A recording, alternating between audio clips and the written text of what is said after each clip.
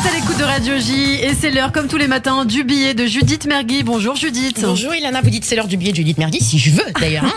On se calme. Bon alors Judith, quoi de neuf dans votre vie? Bon, j'ai essayé de devenir complotiste mais ça a foiré. Ah oui, vous n'avez pas adhéré aux théories farfelues des groupes complotistes. Ah si, au contraire, non, c'est eux qui ont pas réussi à me suivre.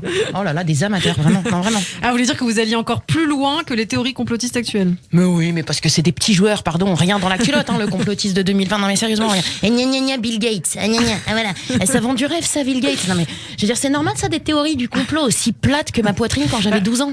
Encore aujourd'hui d'ailleurs, je crois. Alors écoutez Ilana, j'ai envie de vous dire déjà, j'assume parfaitement mes 2 œufs au plat. Par contre, si vous continuez comme ça, on va se brouiller, Bénédicte. Non, donc je disais des théories du complot tellement fades, mais vraiment sans goût, je trouve, du cabillaud vapeur sous Covid. Mais c'est vrai, quoi, on nous dit quoi? Regardez. Alors, l'industrie pharmaceutique qui veut faire de l'argent, les riches qui veulent être encore plus riches, les politiques qui veulent nous diriger, ils se sont pas foulés, sérieusement. Je veux dire, si dire la vérité, c'est être complotiste, maintenant, non mais voilà. Non, moi, à mon avis, je pense que là, ils ont pris les scénaristes de Plus belle la vie. Vraiment, Ilana, attendez, quand la réalité de la pandémie, vous me dites, mesdames, mais sérieusement, regardez, la réalité de ce qui se passe est beaucoup plus gratinée que la théorie du complot. C'est qu'il y a un souci. Voilà. C'est vrai. Bon, quelle est la recette d'une vraie théorie du complot, d'une bonne théorie du complot? Selon moi, d'abord, je sais pas, il faut que ça fasse un petit peu rêver. On est d'accord. Je veux dire, quand vous allez voir Superman, c'est pour le voir utiliser ses super pouvoirs. On est d'accord. Ouais. C'est pas pour le voir se couper les ongles des pieds devant un match de la Champions League. Si c'est pour ça, autant regarder son mec. Ah, votre mari n'a pas de super pouvoir? Si, ouais, à part celui de m'énerver en moins de 4 secondes. Non, je vois pas trop. Ah si, oui, à la limite peut-être. Il arrive à toucher son nez avec sa langue. Il en est fier. Voilà.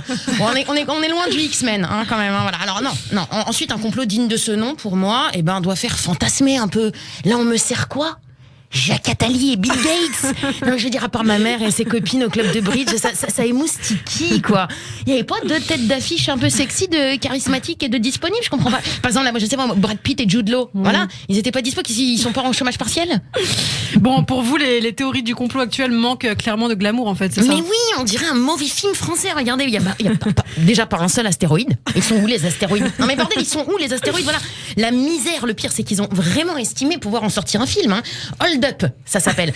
Alors on en a déjà beaucoup parlé. Et c'est vrai, c'est en référence aux forces du mal qui nous prendraient en otage pour la traduction de Hold Up. Voilà, bravo Ilana. Merci pour la traduction. Oui, voilà, je suis toujours là. N'hésitez pas à me contacter. Alors, non mais ce que je veux dire, c'est que, pardon, mais la seule prise d'otage que je vois, moi, c'est quand eux nous obligent à regarder leur documentaire pourri de 2h50, pas un seul effet spéciaux en plus. Non. Bon, vous auriez ajouté quoi pour booster un peu les scénarios? Je sais pas, de l'extraterrestre, de la tortue ninja, du vaudou, de la sorcellerie, de la harissa, ce que tu veux, mais enfin tu me relèves tout ça, quoi. Et puis voilà, il y a surtout aussi un truc qui manque, je pense, c'est qu'on n'a pas le vrai méchant. Il nous faut un vilain mieux construit qu'on pourrait tous détester. Là c'est un peu flou, tu vois. On en veut un peu aux Chinois, un peu aux riches, un peu aux Juifs. Vous voyez, c'est timoré. Bon voilà, comme en fait c'était comme avant la pandémie, quoi, finalement. Ça. Non, il faut un vrai méchant. Tu vois, le bonhomme Orangina avec sa tronçonneuse, Voldemort, Marine Le Pen, voilà. Un vrai méchant. Voilà. Et autre chose? Oui, bien entendu, une histoire d'amour passionnel. Voilà, ça manque à leur théorie du complot. Mais oui, mais pardon, mais encore une fois, à nouveau, là, c'est dur de vibrer. Notre option d'histoire d'amour, là, dans ce qu'on nous vend, c'est quoi? C'est Attali en trouble avec Bill Gates et un pangolin. Je veux dire, non, Hollywood a expliqué qu'il fallait toujours une vraie histoire d'amour. Je sais pas, un truc qui fasse vendre, quoi. Pour vendre une histoire, t'as besoin d'amour passionnel. Bonnie and Clyde, Jacques et Rose sur le Titanic, Emmanuel et Brigitte à l'Élysée. Vous voyez, voilà. Et là, voilà. Et puis, bien entendu aussi, je pense aussi qu'il manque surtout un vrai leader révolutionnaire, un Che Guevara, derrière qui on puisse vraiment, voilà. Jean-Luc Mélenchon, quoi. C'est ça. Un Che Guevara, voilà. Il manque le béret. Voilà, et oui, c'est exactement ça. Ça lui irait tellement mal en plus. Catastrophe. Je viens de visualiser, Laurence. Merci. Ouais.